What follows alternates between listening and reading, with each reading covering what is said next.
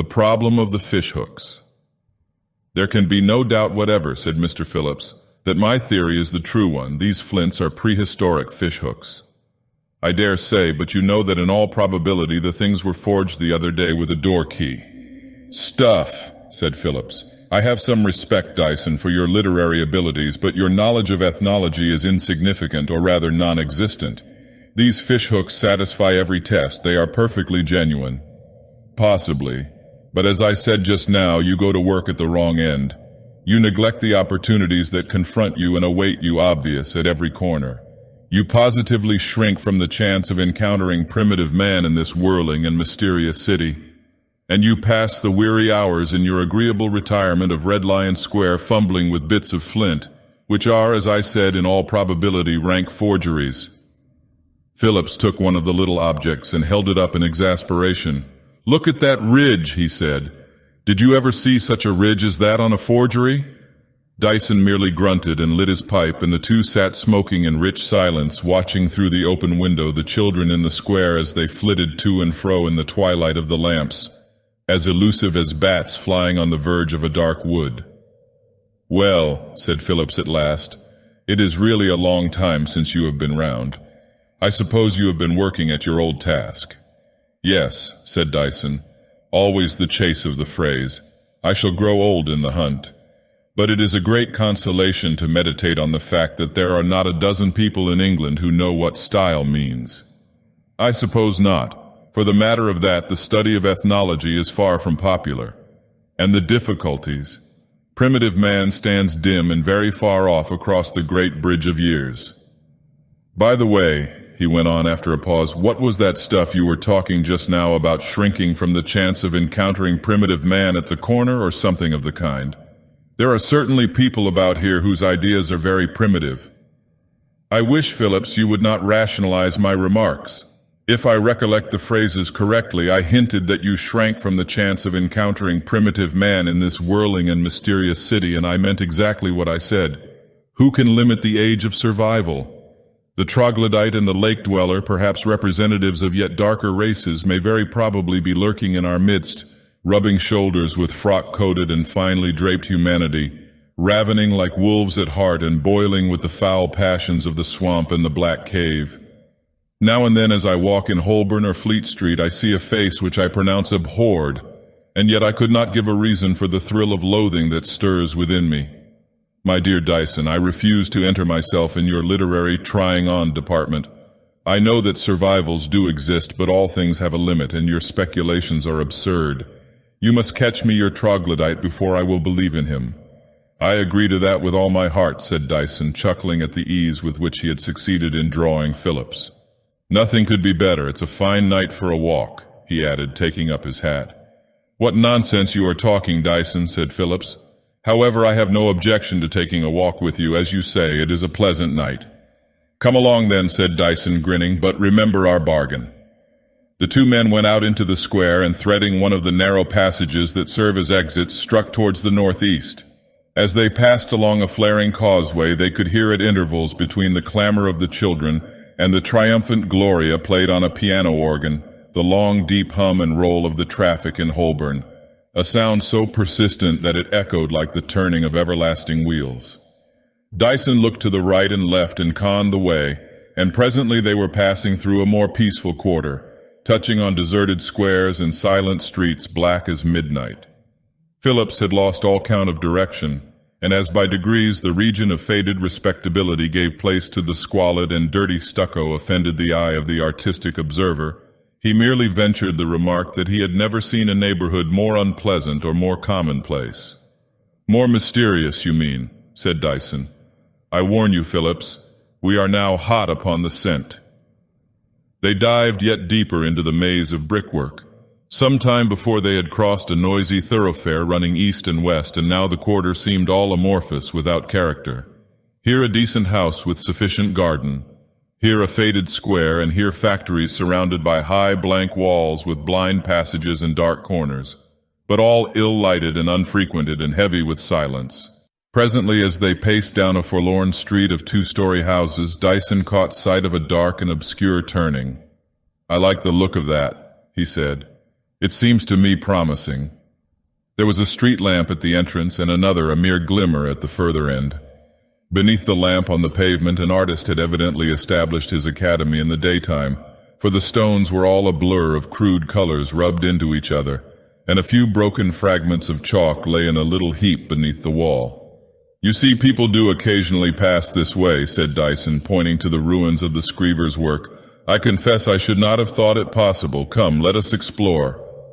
On one side of this byway of communication was a great timber yard with vague piles of wood looming shapeless above the enclosing wall, and on the other side of the road a wall still higher seemed to enclose a garden, for there were shadows like trees, and a faint murmur of rustling leaves broke the silence.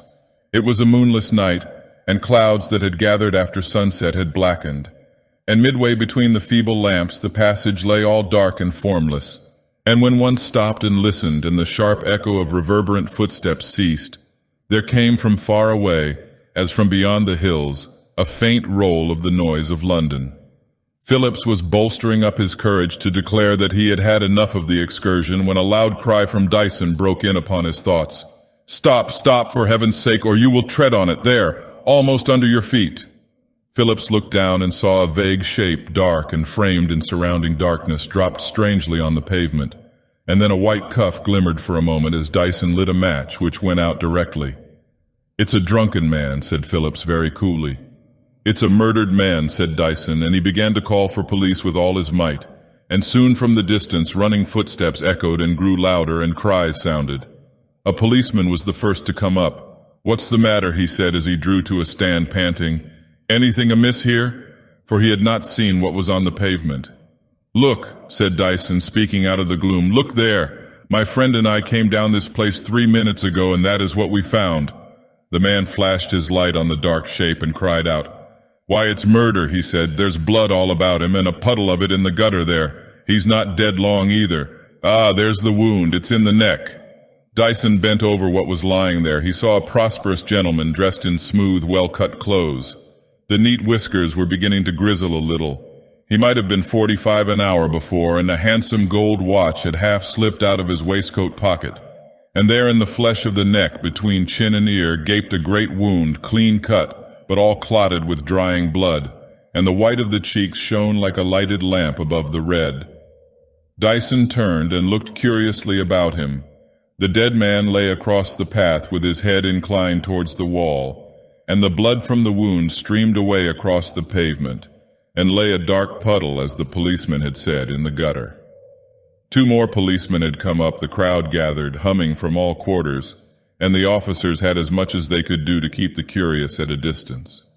The 3 lanterns were flashing here and there, searching for more evidence, and in the gleam of one of them, Dyson caught sight of an object in the road, to which he called the attention of the policeman nearest to him. "Look, Phillips," he said when the man had secured it and held it up. "Look, that should be something in your way." It was a dark, flinty stone, gleaming like obsidian and shaped to a broad edge, something after the manner of an adze. One end was rough and easily grasped in the hand, and the whole thing was hardly 5 inches long. The edge was thick with blood. "What is that, Phillips?" said Dyson, and Phillips looked hard at it. "It's a primitive flint knife," he said. "It was made about 10,000 years ago. One exactly like this was found near Avebury in Wiltshire, and all the authorities gave it that age." The policeman stared astonished at such a development of the case, and Phillips himself was all aghast at his own words. But Mr. Dyson did not notice him. An inspector who had just come up and was listening to the outlines of the case was holding a lantern to the dead man's head. Dyson, for his part, was staring with a white heat of curiosity at something he saw on the wall, just above where the man was lying. There were a few rude marks done in red chalk. "This is a black business," said the inspector at length. "Does anybody know who it is?" A man stepped forward from the crowd. "I do, Governor," he said. "He's a big doctor. His name's Sir Thomas Vivian.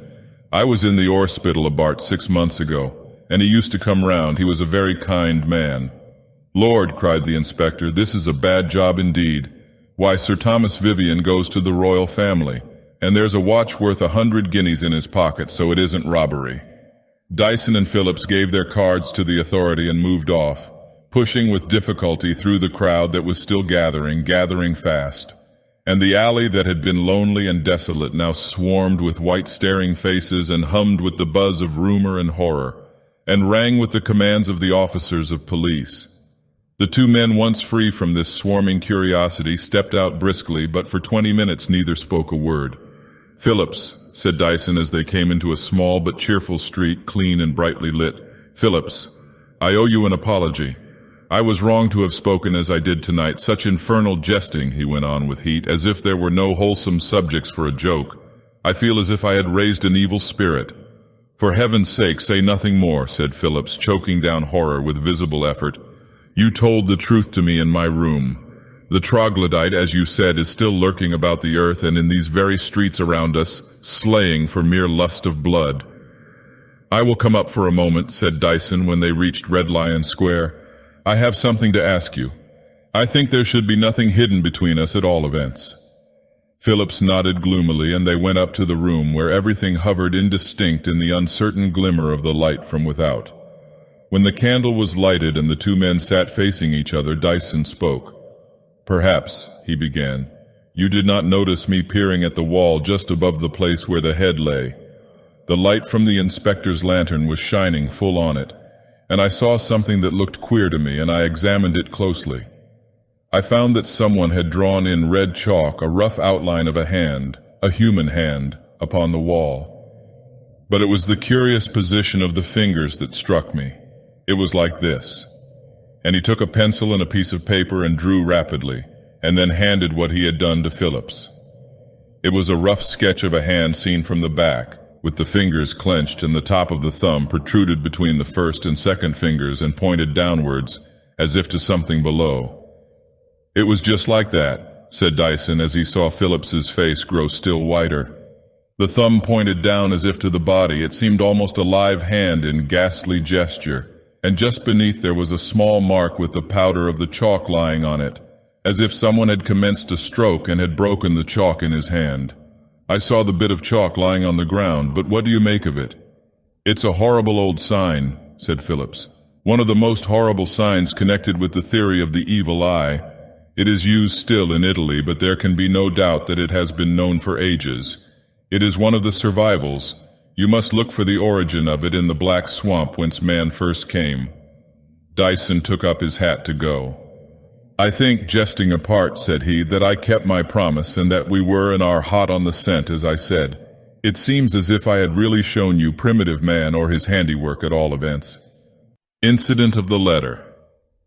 About a month after the extraordinary and mysterious murder of Sir Thomas Vivian, the well-known and universally respected specialist in heart disease, Mr. Dyson called again on his friend Mr. Phillips, whom he found, not as usual, sunk deep in painful study, but reclining in his easy chair in an attitude of relaxation. He welcomed Dyson with cordiality. "I am very glad you have come," he began. "I was thinking of looking you up. There is no longer the shadow of a doubt about the matter." "You mean the case of Sir Thomas Vivian?" "Oh no, not at all. I was referring to the problem of the fish hooks. Between ourselves, I was a little too confident when you were here last, but since then other facts have turned up. And only yesterday I had a letter from a distinguished FRS which quite settles the affair. I've been thinking what I should tackle next, and I'm inclined to believe that there is a good deal to be done in the way of so-called undecipherable inscriptions." "Your line of study pleases me," said Dyson. "I think it may prove useful. But in the meantime, there was surely something extremely mysterious about the case of Sir Thomas Vivian." "Hardly, I think. I allowed myself to be frightened that night, but there can be no doubt that the facts are patient of a comparatively commonplace explanation." "Really, what is your theory then?" "Well, I imagine that Vivian must have been mixed up at some period of his life in an adventure of a not very creditable description, and that he was murdered out of revenge by some Italian whom he had wronged." "Why Italian?" "Because of the hand, the sign of the mano in Fica. That gesture is now only used by Italians, so you see that what appeared the most obscure feature in the case turns out to be illuminant." "Yes, quite so." "And the flint knife?" "That is very simple. The man found the thing in Italy, or possibly stole it from some museum. Follow the line of least resistance, my dear fellow, and you will see there is no need to bring up primitive man from his secular grave beneath the hills." There is some justice in what you say, said Dyson. As I understand you then, you think that your Italian, having murdered Vivian, kindly chalked up that hand as a guide to Scotland Yard. Why not? Remember, a murderer is always a madman. He may plot and contrive 9/10 of his scheme with the acuteness and the grasp of a chess player or a pure mathematician, but somewhere or other his wits leave him and he behaves like a fool. Then you must take into account the insane pride or vanity of the criminal. He likes to leave his mark, as it were, upon his handiwork. Yes, it is all very ingenious, but have you read the reports of the inquest? No, not a word. I simply gave my evidence, left the court, and dismissed the subject from my mind. Quite so. Then if you don't object, I should like to give you an account of the case. I have studied it rather deeply, and I confess it interests me extremely. Very good. But I warn you, I have done with mystery. We are to deal with facts now. Yes, it is fact that I wish to put before you. And this is fact the first. When the police moved Sir Thomas Vivian's body, they found an open knife beneath him. It was an ugly-looking thing such as sailors carry, with a blade that the mere opening rendered rigid, and there the blade was already bare and gleaming, but without a trace of blood on it, and the knife was found to be quite new. It had never been used. Now, at the first glance, it looks as if your imaginary Italian were just the man to have such a tool. But consider a moment. Would he be likely to buy a new knife expressly to commit murder? And secondly, if he had such a knife, why didn't he use it instead of that very odd flint instrument? And I want to put this to you. You think the murderer chalked up the hand after the murder as a sort of melodramatic Italian assassin, his marked touch. Passing over the question as to whether the real criminal ever does such a thing, I would point out that on the medical evidence, Sir Thomas Vivian hadn't been dead for more than an hour. That would place the stroke at about 9:45. And you know it was perfectly dark when we went out at 9:30. And that passage was singularly gloomy and ill-lighted, and the hand was drawn roughly, it is true, but correctly, and without the bungling of strokes and the bad shots that are inevitable when one tries to draw in the dark or with shut eyes. Just try to draw such a simple figure as a square without looking at the paper, and then ask me to conceive that your Italian, with the rope waiting for his neck, could draw the hand on the wall so firmly and truly in the black shadow of that alley. It is absurd. By consequence, then, the hand was drawn early in the evening, long before any murder was committed, or else, mark this, Phillips, it was drawn by someone to whom darkness and gloom were familiar and habitual. By someone to whom the common dread of the rope was unknown. Again, a curious note was found in Sir Thomas Vivian's pocket. Envelope and paper were of a common make, and the stamp bore the West Central postmark. I will come to the nature of the contents later on, but it is the question of the handwriting that is so remarkable. The address on the outside was neatly written in a small, clear hand, but the letter itself might have been written by a Persian who had learnt the English script. It was upright, and the letters were curiously contorted with an affectation of dashes and backward curves, which really reminded me of an Oriental manuscript, though it was all perfectly legible. But, and here comes the poser, on searching the dead man's waistcoat pockets, a small memorandum book was found. It was almost filled with pencil jottings. These memoranda related chiefly to matters of a private as distinct from a professional nature. There were appointments to meet friends, notes of theatrical first nights, the address of a good hotel in Tours, and the title of a new novel, nothing in any way intimate. And the whole of these jottings were written in a hand nearly identical with the writing of the note found in the dead man's coat pocket. There was just enough difference between them to enable the expert to swear that the two were not written by the same person. I will just read you so much of Lady Vivian's evidence as bears on this point of the writing. I have the printed slip with me. Here you see she says, "I was married to my late husband 7 years ago. I never saw any letter addressed to him in a hand at all resembling that on the envelope produced, nor have I ever seen writing like that in the letter before me. I never saw my late husband using the memorandum book, but I am sure he did write everything in it. I am certain of that because we stayed last May at the Hôtel du Faisan, Rue Royale, Tours, the address of which is given in the book. I remember his getting the novel A Sentinel about 6 weeks ago. Sir Thomas Vivian never liked to miss the first nights at the theaters. His usual hand was perfectly different from that used in the notebook. And now, last of all, we come back to the note itself. Here it is in facsimile. My possession of it is due to the kindness of Inspector Cleeve, who is pleased to be amused at my amateur inquisitiveness. Read it, Phillips.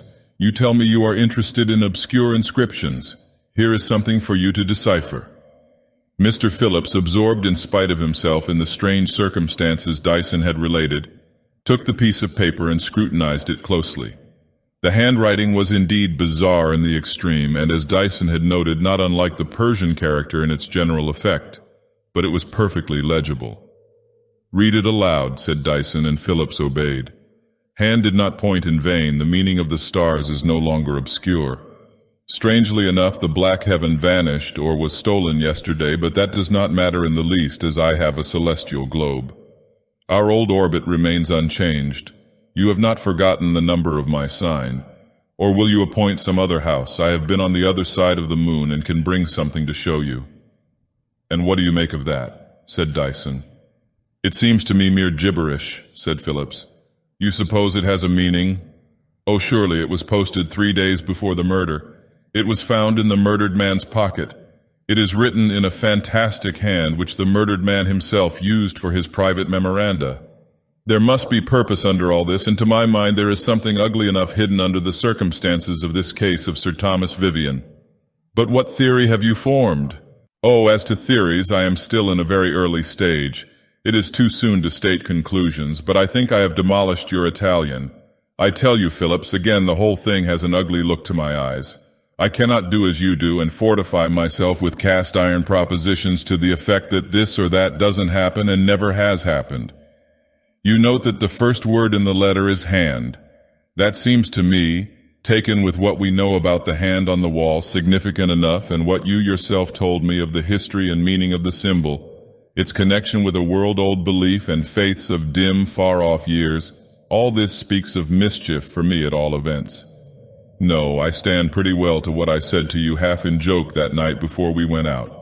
There are sacraments of evil as well as of good about us, and we live and move to my belief in an unknown world, a place where there are caves and shadows and dwellers in twilight.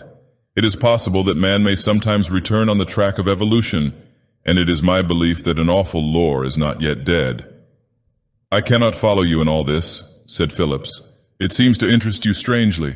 What do you propose to do?" "My dear Phillips," replied Dyson, speaking in a lighter tone, "I am afraid I shall have to go down a little in the world.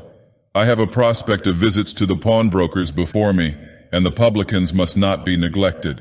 I must cultivate a taste for 4 ale. Shag tobacco I already love and esteem with all my heart. Search for the vanished heaven." For many days after the discussion with Phillips, Mr. Dyson was resolute in the line of research he had marked out for himself. A fervent curiosity and an innate liking for the obscure were great incentives, but especially in this case of Sir Thomas Vivian's death, for Dyson began to boggle a little at the word murder.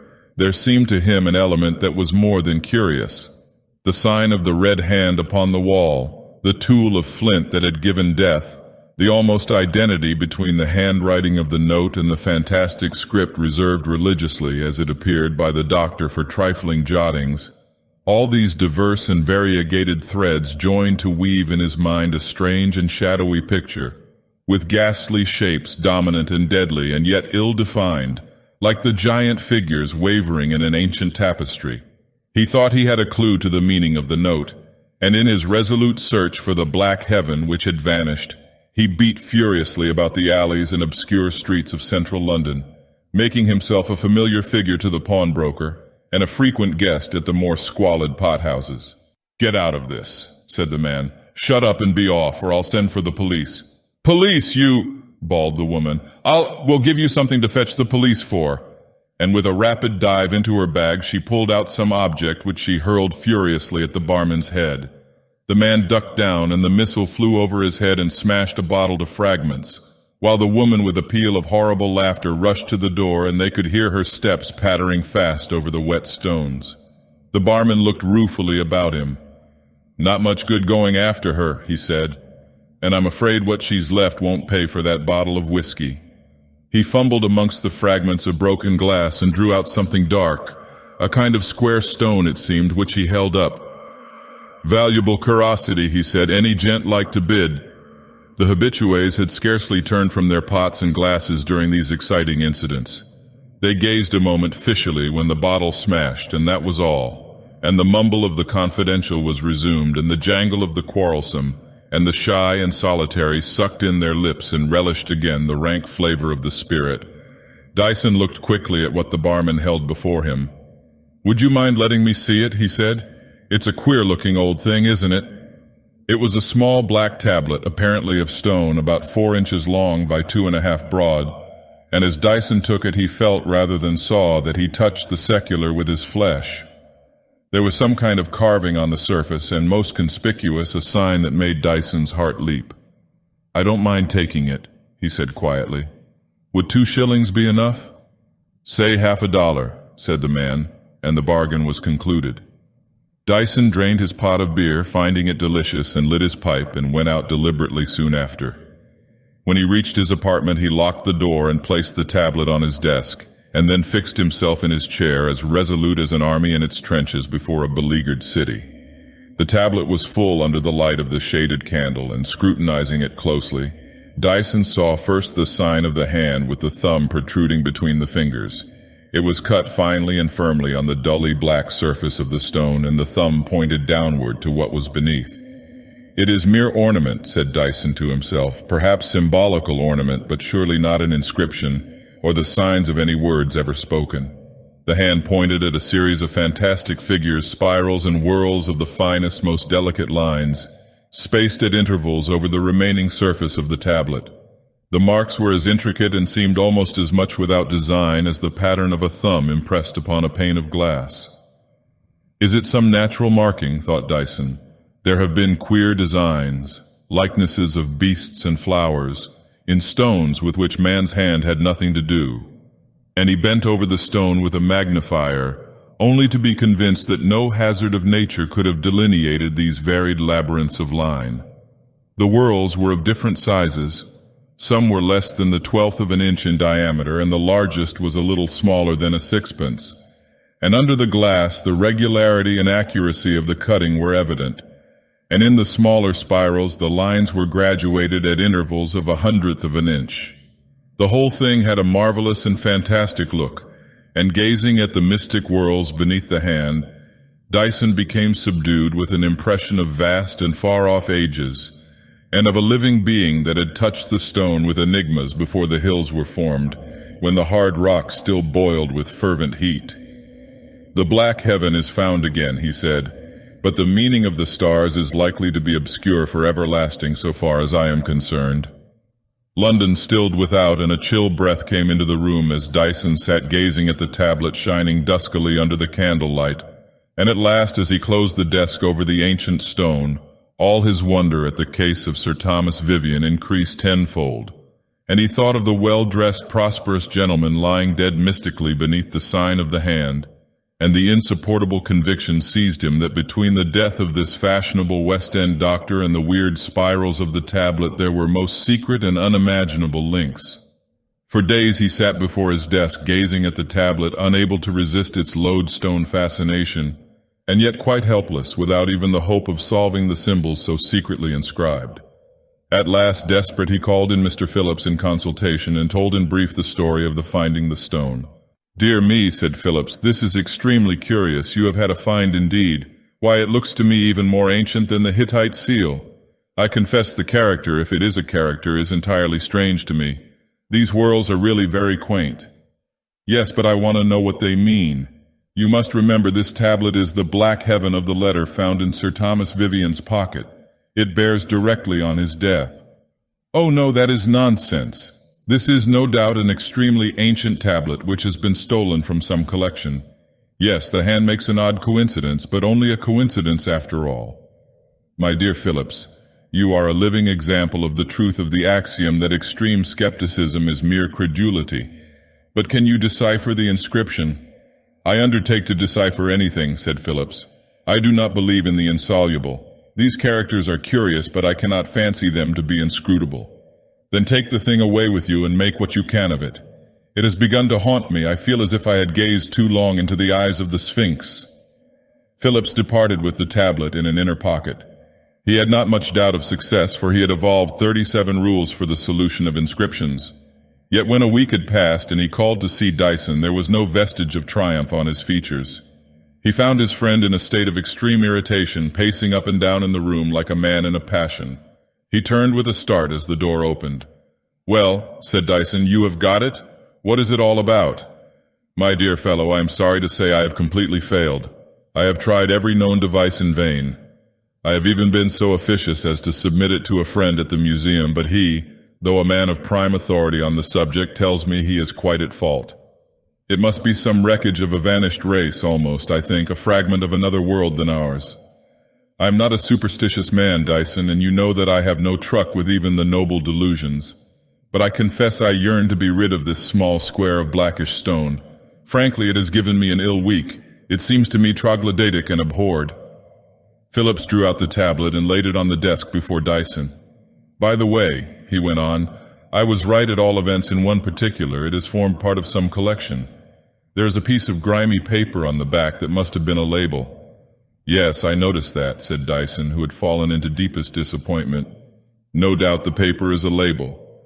But as I don't much care where the tablet originally came from and only wish to know what the inscription means, I paid no attention to the paper. The thing is a hopeless riddle, I suppose, and yet it must surely be of the greatest importance." Phillips left soon after, and Dyson, still despondent, took the tablet in his hand and carelessly turned it over. The label had so grimed that it seemed merely a dull stain, but as Dyson looked at it idly and yet attentively, he could see pencil marks, and he bent over it eagerly with his glass to his eye. To his annoyance, he found that part of the paper had been torn away, and he could only with difficulty make out odd words and pieces of words. First he read something that looked like inroad, and then beneath, stony-hearted step, and a tear cut off the rest. But in an instant a solution suggested itself, and he chuckled with huge delight. "Certainly," he said out loud, "this is not only the most charming but the most convenient quarter in all London. Here I am, allowing for the accidents of side streets, perched on a tower of observation." He glanced triumphant out of the window across the street to the gate of the British Museum. Sheltered by the boundary wall of that agreeable institution, a screever or artist in chalks displayed his brilliant impressions on the pavement, soliciting the approval and the coppers of the gay and serious. "This," said Dyson, "is more than delightful. An artist is provided to my hand. The artist of the pavement." Mr. Phillips, in spite of all disavowals, in spite of the wall of sense of whose enclosure and limit he was wont to make his boast, yet felt in his heart profoundly curious as to the case of Sir Thomas Vivian. Though he kept a brave face for his friend, his reason could not decently resist the conclusion that Dyson had enunciated, namely, that the whole affair had a look both ugly and mysterious.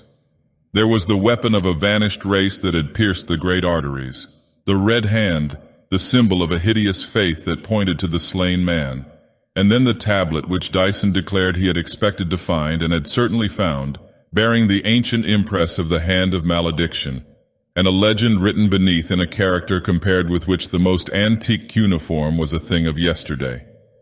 Besides all this, there were other points that tortured and perplexed.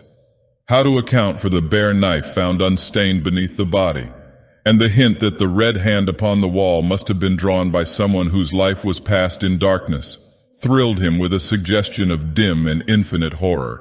Hence he was in truth not a little curious as to what was to come, and some 10 days after he had returned the tablet, he again visited the mystery man, as he privately named his friend. Arrived in the grave and airy chambers in Great Russell Street, he found the moral atmosphere of the place had been transformed. All Dyson's irritation had disappeared, his brow was smoothed with complacency, and he sat at a table by the window gazing out into the street with an expression of grim enjoyment, a pile of books and papers lying unheeded before him. "My dear Phillips, I am delighted to see you. Pray excuse my moving. Draw your chair up here to the table and try this admirable shag tobacco." "Thank you," said Phillips. "Judging by the flavor of the smoke, I should think it is a little strong. But what on earth is all this? What are you looking at?" "I am on my watchtower. I assure you that the time seems short while I contemplate this agreeable street and the classic grace of the museum portico." Your capacity for nonsense is amazing, replied Phillips. But have you succeeded in deciphering the tablet? It interests me. I have not paid much attention to the tablet recently, said Dyson. I believe the spiral character may wait. Really? And how about the Vivian murder? Ah, you do take an interest in that case? Well, after all, we cannot deny that it was a queer business. But is not murder rather a coarse word? It smacks a little, surely, of the police poster. Perhaps I am a trifle decadent, but I cannot help believing in the splendid word. Sacrifice, for example, is surely far finer than murder. I am all in the dark, said Phillips. I cannot even imagine by what track you are moving in this labyrinth. I think that before very long the whole matter will be a good deal clearer for us both, but I doubt whether you will like hearing the story. Dyson lit his pipe afresh and leant back, not relaxing, however, in his scrutiny of the street. After a somewhat lengthy pause, he startled Phillips by a loud breath of relief as he rose from the chair by the window and began to pace the floor. It's over for the day, he said, and, after all, one gets a little tired. Phillips looked with inquiry into the street. The evening was darkening, and the pile of the museum was beginning to loom indistinct before the lighting of the lamps. But the pavements were thronged and busy. The artist in chalks across the way was gathering together his materials and blurring all the brilliance of his designs, and a little lower down there was the clang of shutters being placed in position. Phillips could see nothing to justify Mr. Dyson's sudden abandonment of his attitude of surveillance, and grew a little irritated by all these thorny enigmas. "Do you know, Phillips," said Dyson as he strolled at ease up and down the room, "I will tell you how I work. I go upon the theory of improbability. The theory is unknown to you. I will explain. Suppose I stand on the steps of St. Paul's and look out for a blind man lame of the left leg to pass me.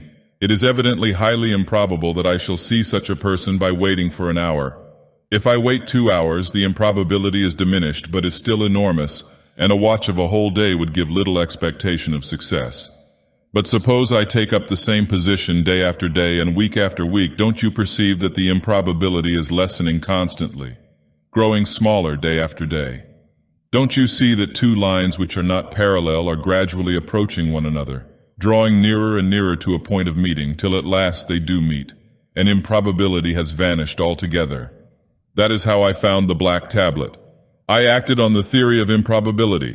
It is the only scientific principle I know of which can enable one to pick out an unknown man from amongst 5 million. And you expect to find the interpreter of the black tablet by this method? Certainly.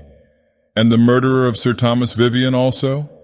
Yes, I expect to lay my hands on the person concerned in the death of Sir Thomas Vivian in exactly the same way. The rest of the evening after Phillips had left was devoted by Dyson to sauntering in the streets, and afterwards, when the night grew late, to his literary labors, or the chase of the phrase, as he called it. The next morning, the station by the window was again resumed. His meals were brought to him at the table, and he ate with his eyes on the street. With briefest intervals, snatched reluctantly from time to time, he persisted in his survey throughout the day, and only at dusk, when the shutters were put up and the screever ruthlessly deleted all his labor of the day, just before the gas lamps began to star the shadows, did he feel at liberty to quit his post. Day after day this ceaseless glance upon the street continued, till the landlady grew puzzled and aghast at such a profitless pertinacity. But at last, one evening, when the play of lights and shadows was scarce beginning and the clear, cloudless air left all distinct and shining, there came the moment. A man of middle age, bearded and bowed, with a touch of gray about the ears, was strolling slowly along the northern pavement of Great Russell Street from the eastern end. He looked up at the museum as he went by, and then glanced involuntarily at the art of the screever, and at the artist himself, who sat beside his pictures, hat in hand. The man with the beard stood still an instant, swaying slightly to and fro as if in thought, and Dyson saw his fists shut tight and his back quivering, and the one side of his face in view twitched and grew contorted with the indescribable torment of approaching epilepsy. Dyson drew a soft hat from his pocket and dashed the door open, taking the stair with a run. When he reached the street, the person he had seen so agitated had turned about and, regardless of observation, was racing wildly towards Bloomsbury Square with his back to his former course. Mr. Dyson went up to the artist of the pavement and gave him some money, observing quietly, "You needn't trouble to draw that thing again. Then he too turned about and strolled idly down the street in the opposite direction to that taken by the fugitive. So the distance between Dyson and the man with the bowed head grew steadily greater. Story of the Treasure House. There are many reasons why I chose your rooms for the meeting in preference to my own, chiefly perhaps because I thought the man would be more at his ease on neutral ground. I confess, Dyson, said Phillips, that I feel both impatient and uneasy. You know my standpoint. Hard matter-of-fact, materialism, if you like, in its crudest form. But there is something about all this affair of Vivian that makes me a little restless. And how did you induce the man to come? He has an exaggerated opinion of my powers. You remember what I said about the doctrine of improbability? When it does work out, it gives results which seem very amazing to a person who is not in the secret. That is 8 striking, isn't it? And there goes the bell. They heard footsteps on the stair, and presently the door opened, and a middle-aged man with a bowed head, bearded and with a good deal of grizzling hair about his ears, came into the room. Phillips glanced at his features and recognized the lineaments of terror. "Come in, Mr. Selby," said Dyson. "This is Mr. Phillips, my intimate friend and our host for this evening. Will you take anything? Then perhaps we had better hear your story, a very singular one, I am sure." The man spoke in a voice hollow and a little quavering, and a fixed stare that never left his eyes seemed directed to something awful that was to remain before him by day and night for the rest of his life. "You will, I am sure, excuse preliminaries," he began. "What I have to tell is best told quickly. I will say, then, that I was born in a remote part of the west of England, where the very outlines of the woods and hills and the winding of the streams in the valleys are apt to suggest the mystical to anyone strongly gifted with imagination.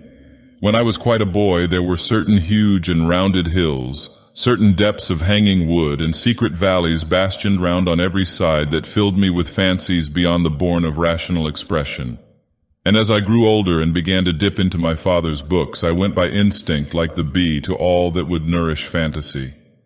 Thus, from a course of obsolete and occult reading and from listening to certain wild legends in which the older people still secretly believed, I grew firmly convinced of the existence of treasure, the hoard of a race extinct for ages, still hidden beneath the hills, and my every thought was directed to the discovery of the golden heaps that lay, as I fancied, within a few feet of the green turf. To one spot in especial I was drawn as if by enchantment. It was a tumulus, the domed memorial of some forgotten people crowning the crest of a vast mountain range, and I have often lingered there on summer evenings, sitting on the great block of limestone at the summit, and looking out far over the yellow sea towards the Devonshire coast. One day, as I dug heedlessly with the ferrule of my stick at the mosses and lichens which grew rank over the stone, my eye was caught by what seemed a pattern beneath the growth of green. There was a curving line and marks that did not look altogether the work of nature. At first I thought I had bared some rarer fossil, and I took out my knife and scraped away at the moss till a square foot was uncovered. Then I saw 2 signs which startled me, first a closed hand pointing downwards, the thumb protruding between the fingers, and beneath the hand a whorl or spiral traced with exquisite accuracy in the hard surface of the rock. Here, I persuaded myself, was an index to the great secret, but I chilled at the recollection of the fact that some antiquarians had tunneled the tumulus through and through and had been a good deal surprised at not finding so much as an arrowhead within. Clearly, then, the signs on the limestone had no local significance, and I made up my mind that I must search abroad. By sheer accident, I was in a measure successful in my quest. Strolling by a cottage, I saw some children playing by the roadside. One was holding up some object in his hand, and the rest were going through one of the many forms of elaborate pretense which make up a great part of the mystery of a child's life. Something in the object held by the little boy attracted me, and I asked him to let me see it. The plaything of these children consisted of an oblong tablet of black stone, and on it was inscribed the hand pointing downwards, just as I had seen it on the rock, while beneath, spaced over the tablet, were a number of whorls and spirals, cut, as it seemed to me, with the utmost care and nicety. I bought the toy for a couple of shillings. The woman of the house told me it had been lying about for years. She thought her husband had found it one day in the brook which ran in front of the cottage. It was a very hot summer, and the stream was almost dry, and he saw it amongst the stones. That day I tracked the brook to a well of water gushing up cold and clear at the head of a lonely glen in the mountain. That was 20 years ago, and I only succeeded in deciphering the mysterious inscription last August. I must not trouble you with irrelevant details of my life. It is enough for me to say that I was forced, like many another man, to leave my old home and come to London. Of money I had very little, and I was glad to find a cheap room in a squalid street off the Gray's Inn Road. The late Sir Thomas Vivian, then far poorer and more wretched than myself, had a garret in the same house, and before many months we became intimate friends, and I had confided to him the object of my life. I had at first great difficulty in persuading him that I was not giving my days and my nights to an inquiry altogether hopeless and chimerical. But when he was convinced, he grew keener than myself, and glowed at the thought of the riches which were to be the prize of some ingenuity and patience. I liked the man intensely and pitied his case. He had a strong desire to enter the medical profession, but he lacked the means to pay the smallest fees, and indeed he was, not once or twice, but often reduced to the very verge of starvation.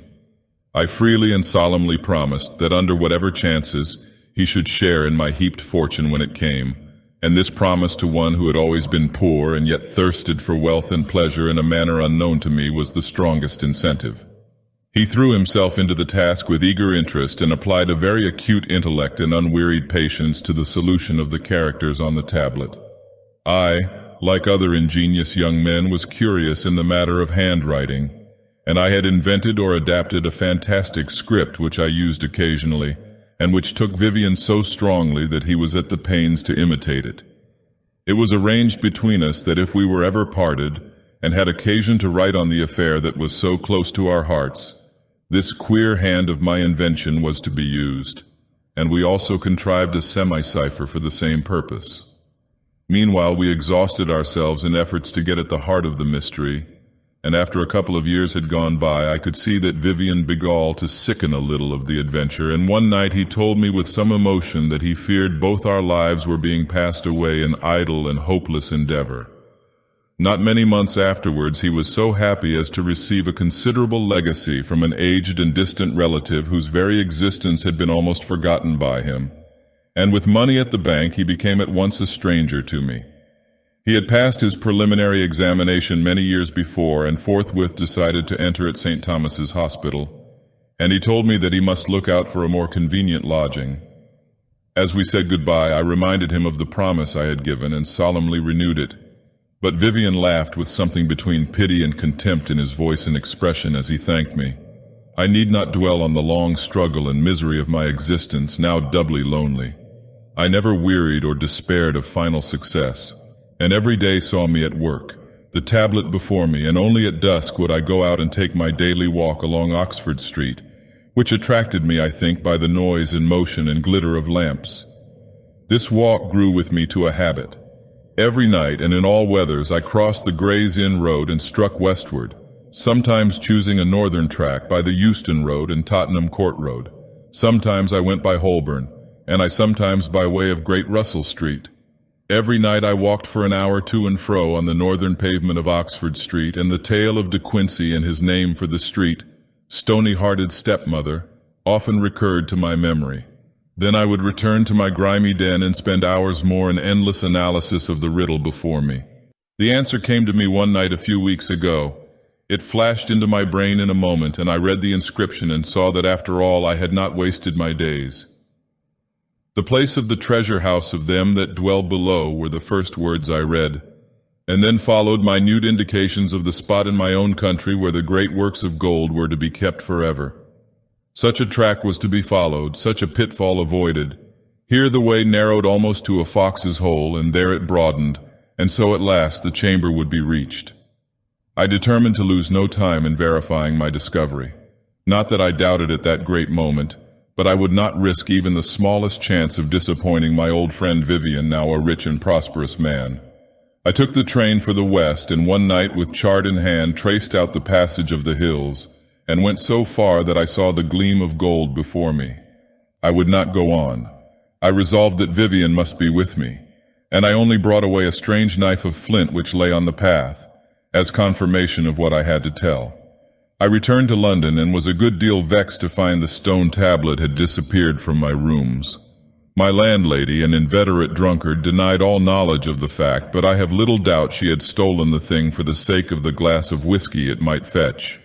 However, I knew what was written on the tablet by heart, and I had also made an exact facsimile of the characters, so the loss was not severe. Only one thing annoyed me. When I first came into possession of the stone, I had pasted a piece of paper on the back and had written down the date and place of finding, and later on I had scribbled a word or two, a trivial sentiment, the name of my street, and such like idle pencilings on the paper. And these memories of days that had seemed so hopeless were dear to me. I had thought they would help to remind me in the future of the hours when I had hoped against despair. However, I wrote at once to Sir Thomas Vivian, using the handwriting I have mentioned and also the quasi-cipher. I told him of my success, and after mentioning the loss of the tablet and the fact that I had a copy of the inscription, I reminded him once more of my promise and asked him either to write or call. He replied that he would see me in a certain obscure passage in Clerkenwell well known to us both in the old days, and at 7 o'clock one evening I went to meet him. At the corner of this byway, as I was walking to and fro, I noticed the blurred pictures of some street artist, and I picked up a piece of chalk he had left behind him, not much thinking what I was doing.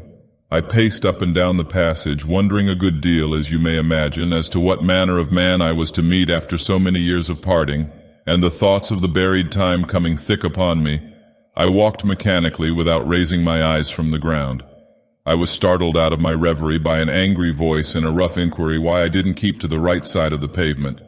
And looking up, I found I had confronted a prosperous and important gentleman who eyed my poor appearance with a look of great dislike and contempt.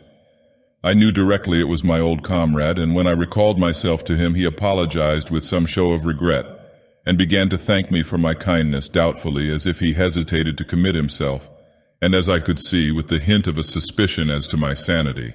I would have engaged him at first in reminiscences of our friendship, but I found Sir Thomas viewed those days with a good deal of distaste, and replying politely to my remarks, continually edged in business matters, as he called them. I changed my topics and told him in greater detail what I have told you. Then I saw his manner suddenly change as I pulled out the flint knife to prove my journey to the other side of the moon, as we called it in our jargon. There came over him a kind of choking eagerness.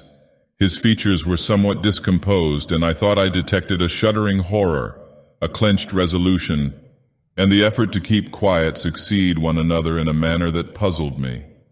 I had occasion to be a little precise in my particulars, and it being still light enough, I remembered the red chalk in my pocket and drew the hand on the wall. "Here, you see, is the hand," I said as I explained its true meaning. "Note where the thumb issues from between the first and second fingers." And I would have gone on, and had applied the chalk to the wall to continue my diagram, when he struck my hand down, much to my surprise. "No, no," he said, "I do not want all that, and this place is not retired enough. Let us walk on, and do you explain everything to me minutely." I complied readily enough, and he led me away, choosing the most unfrequented byways, while I drove in the plan of the hidden house word by word. Once or twice as I raised my eyes, I caught Vivian looking strangely about him. He seemed to give a quick glint up and down and glance at the houses, and there was a furtive and anxious air about him that displeased me. "Let us walk on to the north," he said at length. "We shall come to some pleasant lanes where we can discuss these matters quietly. My night's rest is at your service." I declined on the pretext that I could not dispense with my visit to Oxford Street, and went on till he understood every turning and winding and the minutest detail as well as myself. We had returned on our footsteps and stood again in the dark passage, just where I had drawn the red hand on the wall, for I recognized the vague shape of the trees whose branches hung above us. "We have come back to our starting point," I said. "I almost think I could put my finger on the wall where I drew the hand, and I am sure you could put your finger on the mystic hand in the hills as well as I. Remember, between stream and stone." I was bending down, peering at what I thought must be my drawing, when I heard a sharp hiss of breath and started up and saw Vivian with his arm uplifted and a bare blade in his hand, and death threatening in his eyes. In sheer self-defense, I caught at the flint weapon in my pocket and dashed at him in blind fear of my life, and the next instant he lay dead upon the stones. I think that is all. Mr. Selby continued after a pause, and it only remains for me to say to you, Mr. Dyson, that I cannot conceive what means enabled you to run me down. I followed many indications, said Dyson, and I am bound to disclaim all credit for acuteness, as I have made several gross blunders.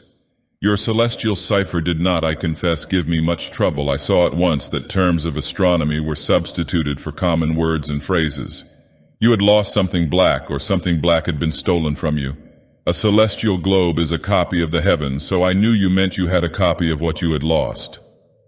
Obviously, then, I came to the conclusion that you had lost a black object with characters or symbols written or inscribed on it, since the object in question certainly contained valuable information, and all information must be written or pictured. Our old orbit remains unchanged, evidently our old course or arrangement. The number of my sign must mean the number of my house, the allusion being to the signs of the zodiac. I need not say that the other side of the moon can stand for nothing but some place where no one else has been, and some other house is some other place of meeting, the house being the old term house of the heavens. Then my next step was to find the black heaven that had been stolen, and by a process of exhaustion I did so. You have got the tablet? Certainly. And on the back of it, on the slip of paper you have mentioned, I read inroad, which puzzled me a good deal till I thought of Gray's inroad. You forgot the second N. Stony-hearted step immediately suggested the phrase of De Quincey you have alluded to, and I made the wild but correct shot that you were a man who lived in or near the Gray's Inn Road and had the habit of walking in Oxford Street. For you remember how the opium-eater dwells on his wearying promenades along that thoroughfare. On the theory of improbability, which I have explained to my friend here, I concluded that occasionally, at all events, you would choose the way by Guildford Street, Russell Square, and Great Russell Street. And I knew that if I watched long enough I should see you. But how was I to recognize my man? I noticed the screever opposite my rooms and got him to draw every day a large hand in the gesture so familiar to us all, upon the wall behind him. I thought that when the unknown person did pass, he would certainly betray some emotion at the sudden vision of the sign. To him the most terrible of symbols. You know the rest. As to catching you an hour later, that was, I confess, a refinement. From the fact of your having occupied the same rooms for so many years, in a neighborhood, moreover, where lodgers are migratory to excess, I drew the conclusion that you were a man of fixed habit, and I was sure that after you had got over your fright you would return for the walk down Oxford Street. You did by way of New Oxford Street, and I was waiting at the corner. Your conclusions are admirable, said Mr. Selby.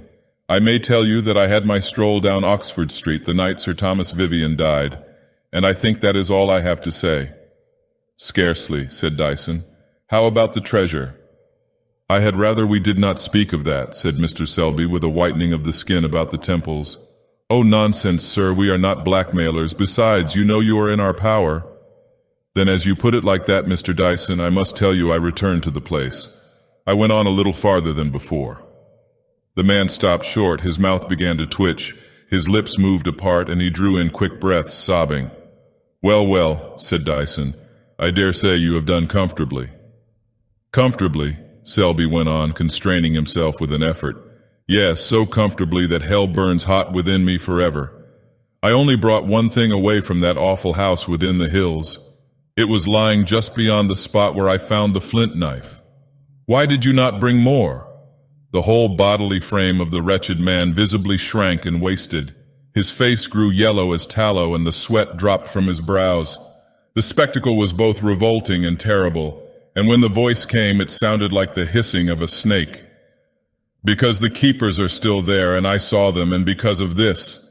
And he pulled out a small piece of curious gold work and held it up. There, he said, that is the pain of the goat. Phillips and Dyson cried out together in horror at the revolting obscenity of the thing. Put it away, man, hide it, for heaven's sake, hide it. I brought that with me, that is all, he said. You do not wonder that I did not stay long in a place where those who live are a little higher than the beasts, and where what you have seen is surpassed 1,000-fold. Take this, said Dyson. I brought it with me in case it might be useful. And he drew out the black tablet and handed it to the shaking, horrible man. And now, said Dyson, will you go out? The two friends sat silent a little while, facing one another with restless eyes and lips that quivered. I wish to say that I believe him, said Phillips. My dear Phillips, said Dyson as he threw the windows wide open, I do not know that after all my blunders in this queer case were so very absurd.